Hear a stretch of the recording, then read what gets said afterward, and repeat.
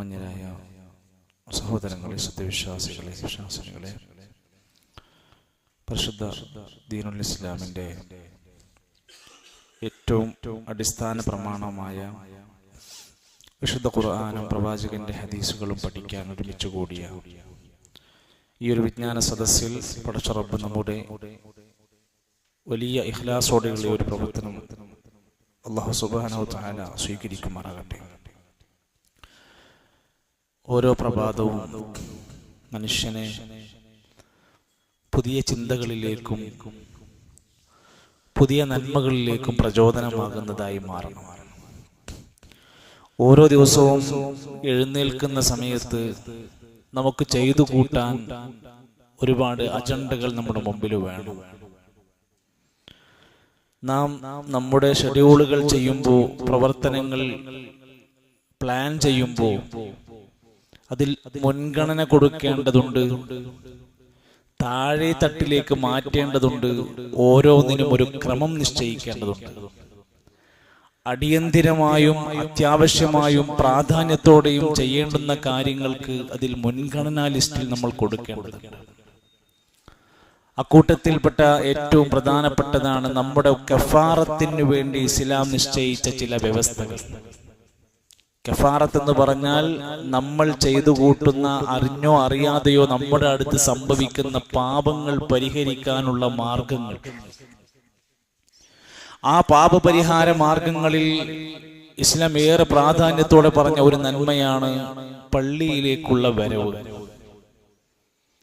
പള്ളിയിലേക്കുള്ള നടത്തം, ജമാഅത്ത് നമസ്കാരത്തിന് ഉദ്ദേശിച്ചുള്ള വരവ്.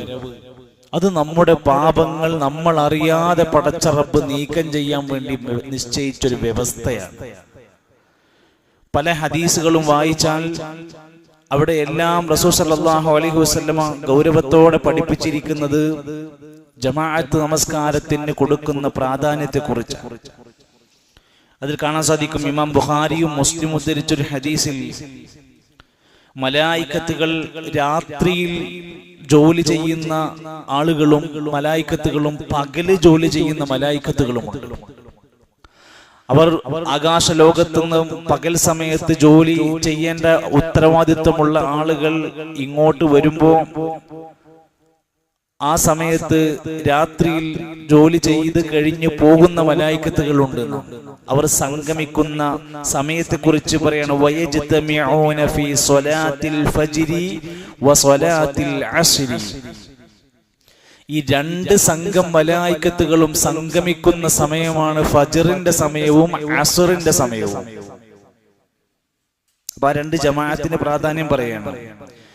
അപ്പോ ഇവരോട് മലായിക്കത്തുകളോട് ചോദിക്കുമത്രേ, നിങ്ങൾ അവിടുന്ന് ഭൂമിയിൽ നിന്ന് മേലേക്ക് വരുന്ന സമയത്ത് കൈഫ തറക്തും ഇബാദി, എന്റെ അടിമകൾ അവിടെ എന്തെടുക്കുകയാണ്? ഫയഖൂലൂന, അവർ പറയും, തറക്നാഹും വഹും യുസല്ലൂന, ഞങ്ങൾ അവരെ ഇട്ടേച്ച് പോരുമ്പോ അവർ നിസ്കരിച്ചു കൊണ്ടിരിക്കുകയാണ്. അതായത് പകൽ സമയത്തുള്ള ഡ്യൂട്ടികളെല്ലാം കഴിഞ്ഞ് അസറിന്റെ സമയത്ത് അവർ പോകുമ്പോ നമ്മൾ അസർ നിസ്കരിക്കാം. പിന്നീട് രാത്രി സമയത്തേക്കുള്ള ജോലി നിർവഹിച്ച് അവർ തിരിച്ചു പോകുമ്പോൾ ഇവിടെ നമ്മൾ ഫജ്ർ നിസ്കരിക്കാം. അവർ നമസ്കരിച്ചു കൊണ്ടിരിക്കണം. ഞങ്ങൾ വരുമ്പോഴും അവർ നിസ്കരിക്കുകയാണ്. അപ്പോ അല്ലാഹു തആല അഭിമാനത്തോടെ പറയുന്ന ചില വാക്കുകളുണ്ട്. ആ വാക്ക് ജമാഅത്ത് നമസ്കാരത്തിന്റെ പ്രാധാന്യം അർഹിക്കുന്നതായിരുന്നു. അപ്പൊ നമ്മുടെ പാപങ്ങൾ പരിഹരിച്ചു കിട്ടാനുള്ള വലിയ ഒരു മാർഗമായി അവിടെ ഈ സ്വലാത്തുൽ ജമാഅത്തിന്റെ ലിസ്റ്റിൽ പരിഗണിച്ചിട്ടുണ്ട്. മറ്റൊന്ന്, നാളെ അള്ളാഹുവിന്റെ പരലോകത്തെ കോടതിയിൽ ഒരു തണലുമില്ലാത്ത, പടച്ച റബ്ബിന്റെ തണലല്ലാത്ത ഒരു തണലുമില്ലാത്ത. കാരണം നമ്മൾ കഴിഞ്ഞ സൂറത്ത് പഠിച്ചപ്പോ അവർ പറഞ്ഞിരുന്നു, ഒരു പരന്ന ഭൂമിയാക്കിയിട്ട് നിരന്ന ഒരു മലമ്പ്രദേശമില്ലാതെ, മരങ്ങളില്ലാതെ, വേറെ ഏറ്റക്കുറച്ചിലുകളില്ലാത്ത നിരന്ന സ്ഥലത്താണ് വിചാരണ ഉണ്ടാവുക. ആ വിചാരണ ചെയ്യുന്ന സമയത്ത് ഒരു തണലുമില്ലാത്ത, അള്ളാന്റെ തണലല്ലാതെ ഇല്ലാതെ ഒരു മാർഗവും ഇല്ലാത്ത സബഅത്തുൻ, 7 വിഭാഗം ആളുകളെ കുറിച്ച് പറഞ്ഞപ്പോ, ഒരാൾ ഖൽബുഹു അവന്റെ ഖൽബ് മുഅല്ലഖും ഫിൽ മസാജിദി പള്ളിയിൽ ബന്ധിപ്പിക്കപ്പെട്ടവന്റെ ഖൽബാണ്. അതെന്താ അങ്ങനെ പറയാനുള്ള കാരണം?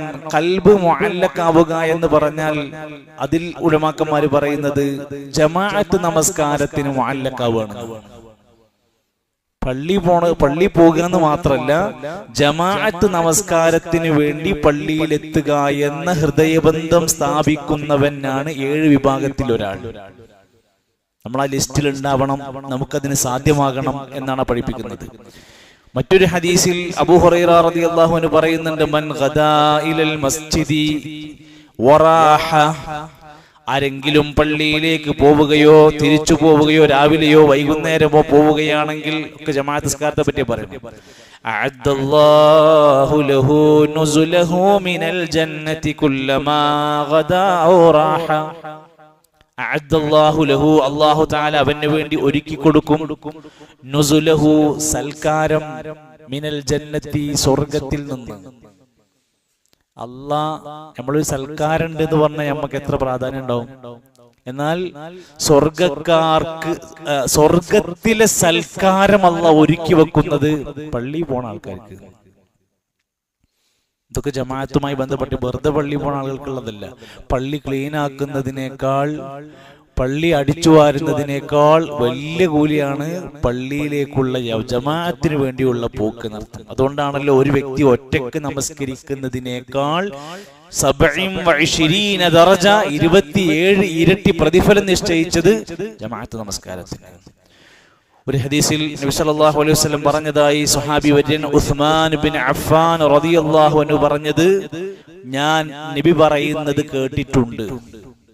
മൻ സല്ലൽ ഇശാ ഫി ജമാഅത്തിൻ, ആരെങ്കിലും ഒരാൾ ഇശാ നമസ്കാരം ജമാഅത്തായി നിസ്കരിച്ചാൽ ഫകഅന്നമാ ഖാമ നിസ്ഫൽ ലൈലി, രാത്രിയുടെ അർദ്ധരാത്രി വരെ നമസ്കരിച്ചവന്റെ കൂലിയാണ്.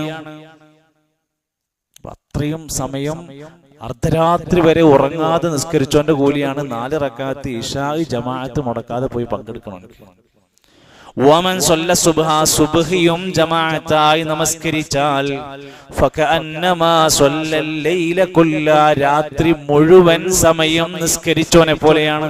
ഉറങ്ങാതെ നിസ്കരിച്ചവന്റെ കൂലിയാണ്. ഈ 2 ജമാഅത്തും പാലിച്ചുകൊണ്ട് മുന്നോട്ട് പോയാൽ. ഇനി ആ ജമാഅത്തിലേക്ക് നടന്നു പോണതും അവിടെ വെച്ച് ഓതുണ്ടാക്കുന്നതും പള്ളിയിൽ കയറുന്നതും അല്ലാമ ഇബ്നു ഹജർ അൽ അസ്ഖലാനി റഹ്മത്തുള്ളാഹി അലൈഹി പറയാണ് 27 ഇരട്ടി പ്രതിഫലം ഉണ്ട് എന്ന് പറഞ്ഞാൽ അതിന്റെ അർത്ഥം അവൻ 27ഓളം അദബ് പാലിക്കുന്നവനായി മാറണം.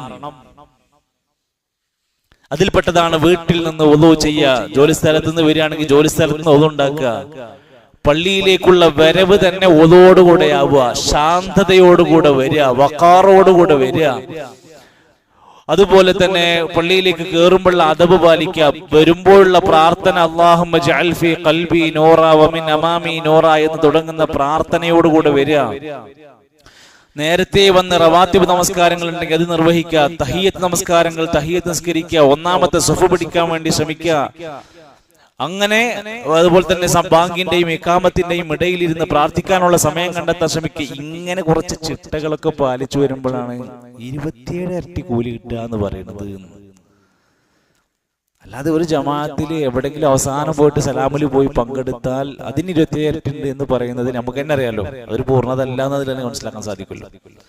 അതുകൊണ്ട് നമ്മുടെ കഫാറത്തുകൾ, നമ്മുടെ പാപങ്ങൾ പരിഹരിച്ചു തരാൻ അല്ലാഹു തആല നിശ്ചയിച്ച മാർഗങ്ങൾ ഉപയോഗപ്പെടുത്താനും അതിന്റെ പുണ്യങ്ങളൊക്കെ മനസ്സിലാക്കുവാനും പ്രവർത്തിക്കാനും നമുക്ക് കഴിയണം. അല്ലാഹു സുബ്ഹാനഹു വ തആല അവന്റെ ദീനിനെ ഇഷ്ടപ്പെട്ടും സ്നേഹിച്ചും അതിനോടൊരു മഹബ്ബത്തോടെയും റാദിയത്തായിക്കൊണ്ടും അതിന്റെ കർമാനുഷ്ഠാനങ്ങൾ പാലിച്ചു ജീവിക്കാനുള്ള തൗഫീഖ് നമുക്കെല്ലാം പ്രദാനം ചെയ്യുമാറാകട്ടെ.